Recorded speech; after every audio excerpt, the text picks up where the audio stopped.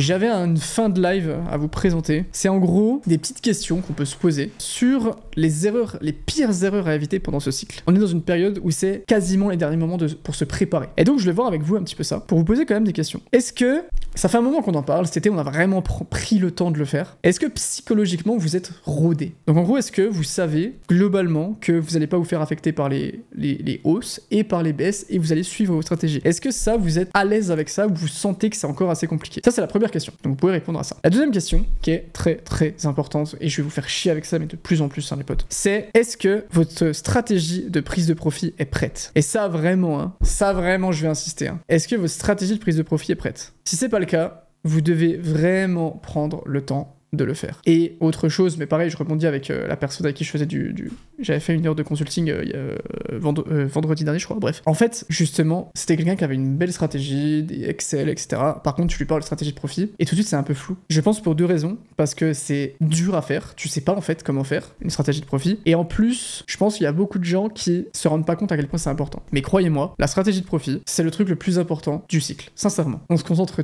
tellement trop sur l'alcool picking, sur sélectionner les bons produits, les narratifs et tout, c'est très bien. Mais genre, d'un point de vue ROI, d'un point de vue espérance de gain, d'un point de vue risk-reward, vous appelez ça comme vous voulez, avoir une stratégie de profit et une stratégie d'entrée qui est propre, c'est genre le truc le plus important que vous ayez à faire. Vraiment, genre, je rigole pas. Pourquoi la prise de... C'est un truc qui a rebondé sur la prise de profit, c'est que actuellement, on est dans un contexte macro très tendu. Il y a des conflits de partout, il y a une situation d'impression monétaire, de dette, etc. qui fait assez flipper. Et donc, on est dans une situation où le marché des crypto-monnaies peut très bien se passer et du jour au lendemain avoir un Black Swan, un envahissement, des bombardements, hein, j'en sais rien. Et c'est pour ça que vraiment, il va falloir être, je pense, selon moi, un petit peu plus agressif, c'est peut-être un grand mot, mais pointilleux sur sa prise de profit. Vraiment, ça va vraiment être importante. Autre question, qui est sur les vidéos. Est-ce que vous voulez plus de vidéos macro? Pas au détriment des vidéos crypto, mais est-ce que les vidéos macro comme le dollar, ça vous intéresse? Ou, bon, vite fait, c'est pas pour ça que je viens voir les vidéos. Les vidéos macro, c'est la vie, trop cool. Toujours bon à prendre, grave intéressant. Sur une autre chaîne comme le fait Quantum Crypto. Ouais, je sais, mais je peux pas créer 1000 chaînes non plus. Ça, c'était le deuxième point. Est-ce que vous avez encore des liquidités? Et si oui, c'est quoi votre stratégie avec ces liquidités? C'est beaucoup de questions rhétoriques. Genre, je pique un peu certains commentaires pour faire des réflexions, mais c'est des questions que vous devez vous poser à vous-même. Et même si vous êtes sur la rediff du live d'ailleurs, posez-vous ces questions. Et demandez-vous, ok, j'ai encore des liquidités, mais c'est quoi ma strat? Genre, là, on arrive à un stade où tu peux plus trop DCA n'importe comment. Tu peux, mais ce sera pas optimal. C'est trop dommage de prendre du temps de ouf à faire des recherches d'altcoins, des analyses fondamentales, etc., comme beaucoup d'entre vous le font, et de ne pas avoir de stratégie de prise de profit, de rentrée propre. Vraiment, c'est tellement plus facile. Ne soyez pas mal à l'aise avec le fait de ne plus avoir de liquidité. Vous avez placé vos pions. C'est bon, c'est fait. Pas de malaise, pas de conneries de prêt, d'emprunt à je sais pas qui, pas de vite, je peux avoir mon salaire en avance ou je sais pas quoi. Sincèrement, hein, genre, c'est un peu... Pourquoi je vous dis ça? C'est un peu pour contrecarrer avec la pression que certaines personnes peuvent mettre, et surtout sur les contenus d'analyse technique, où beaucoup de personnes et beaucoup de créateurs vont mettre pas mal la pression sur le fait que là il faut recharger vite, parce que c'est des vidéos qui font des clics, tu vois. Il faut recharger vite maintenant, c'est la dernière correction avant l'ATH et tout. Pas de panique, si vous êtes positionné, c'est parfait, c'est très bien. Genre il n'y a pas besoin spécialement, c'est bien si vous pouvez racheter les corrections, mais si vous avez plus de liquidité, aucun problème. Autre question. Alors là on arrive dans les pires erreurs à éviter pour ce cycle. J'ai une petite liste là. Les pires erreurs pour faire dans ce cycle, c'est savoir quand arrêter d'acheter. Enfin, ne pas savoir du coup quand arrêter d'acheter. C'est-à-dire qu'on va arriver à un moment, ça va monter, ça va monter, ça va monter. Correction, on va dire, oh putain, il faut que je rachète. Tu rachètes, ça va monter, ça va monter. Correction, allez, il faut que je rachète. Sauf qu'à un moment, la correction, ça sera la correction de trop. Et on va arriver à un stade où voilà, vous allez ravoir des liquidités. Parce que vos investissements, je vous le souhaite, vont fructifier. Et vous allez vous dire, ok, il faut que je réalloue. Non. Si vous, alors déjà, vous ne prenez pas de profit si vous réinvestissez dans un projet qui est au moins aussi risqué que celui dans lequel vous êtes. D'accord? Ça, c'est simplement de la réallocation, c'est pas de la prise de profit. La prise de profit, c'est à minima réallouer dans des actifs plus safe, ou en tout cas plus capitalisés que ceux dans lesquels vous êtes placé. D'accord? Ne croyez pas les gens qui vous disent, qui disent faire des fois 1000. Ça paraît con, mais dans la tête, il va se passer un truc, ça n'existe pas. Formez-vous à la macro. Vraiment, c'est très important. Comprenez ce que c'est le CPI, comprenez ce que c'est la baisse des taux d'intérêt et quels sont les impacts, comprenez comment la monnaie est créée, comprenez l'impact de la masse monétaire sur l'économie globale, comprenez pourquoi quand une monnaie est dévaluée, les actifs montent et inversement, etc. Ne tombez pas dans le piège de vouloir des plus petites cryptos low cap à chaque fois. Ça, c'est vraiment l'escalade de vraiment du bull run. C'est-à-dire que t'es là, tu te dis ok, maintenant moi j'achète que des low cap à 100 millions, ok j'achète que des low cap à 50 millions, ok bon, petite low cap à 20 millions, et après tu descends.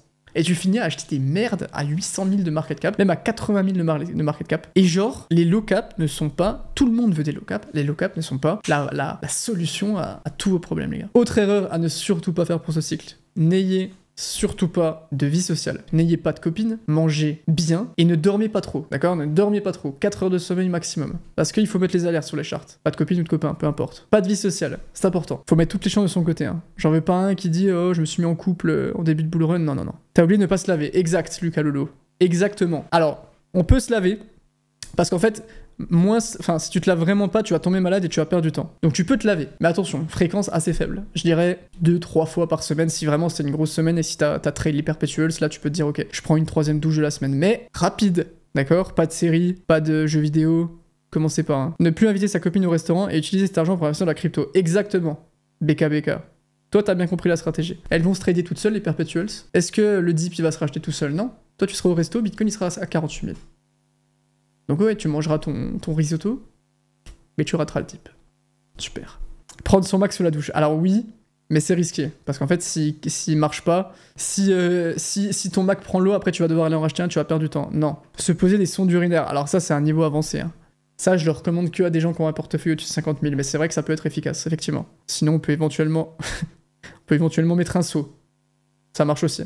J'espère que ce live vous a plu. Vous pouvez aller voir la rediff sur YouTube comme d'habitude. Vous pouvez, et vous devez, j'ai même envie de dire, s'il vous plaît, c'est vraiment le truc du moment. Allez mettre 5 étoiles sur mon podcast Investia, sur Spotify, Deezer, Apple Music, Apple Podcast, pardon, ce que vous voulez. C'est vraiment très important. On essaye de le développer au maximum, donc je vais vraiment pousser avec ça et allez l'écouter. Quand vous allez au taf, quand vous allez, vous êtes en voiture, quand vous allez courir ou quoi, franchement... doucement, allez pas trop courir, c'est quand même le bull run. Mais si jamais vous y allez, c'est une bonne façon d'utiliser son temps. Allez mettre un petit 5 étoiles. Le writing tête. Ah putain, bon allez les gars, je vais. Bon alors, pour ceux qui viennent de rejoindre, je vous explique ce qui va se passer parce que ça peut être étrange. J'ai fait un pari que personne n'arriverait à me battre à un test de taper à l'ordi. Donc j'ai envoyé le lien, j'ai dit que je donnais 5 USDT, on m'a traité de rat. Donc maintenant il faut que je prouve. Le truc c'est que je suis pas dans des bonnes conditions. Donc je vais quand même faire une run. J'en fais qu'une, hein, je triche pas, attendez. J'ai les mains moites. J'enlève la montre. J'enlève le casque.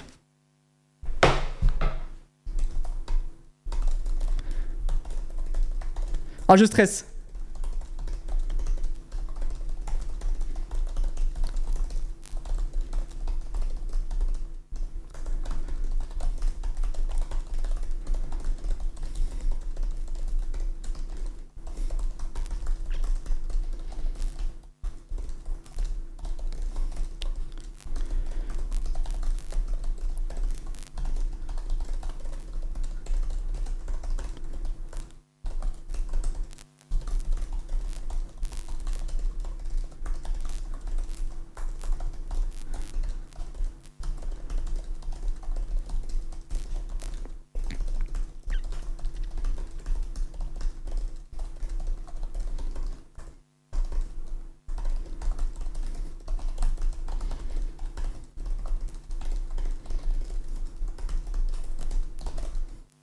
Ouh.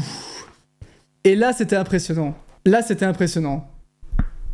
Faut quand même le dire. 112. Putain, en plus, c'était pas évident, j'en ai raté. J'aurais tellement pu faire 115. J'en ai raté 2. Au début, j'étais un peu stressé. Je me suis dit, je vais faire de la merde. Ah, j'ai failli faire 115. J'ai failli faire le record en live. C'est terrible. Les gens qui rejoignent ce live doivent se dire, mais qu'est-ce qui branle? Chapeau. Chapeau. Merci, les gars. Ah, je suis deg. Au début, j'ai un peu stressé. Et après, j'étais vraiment dedans, j'étais hyper concentré. Bref, je voulais remercier ma communauté qui m'a soutenu. Respect. Bon, allez les potes, je vous laisse sur ça. J'espère que vous avez passé un bon moment. Je vous fais des bisous.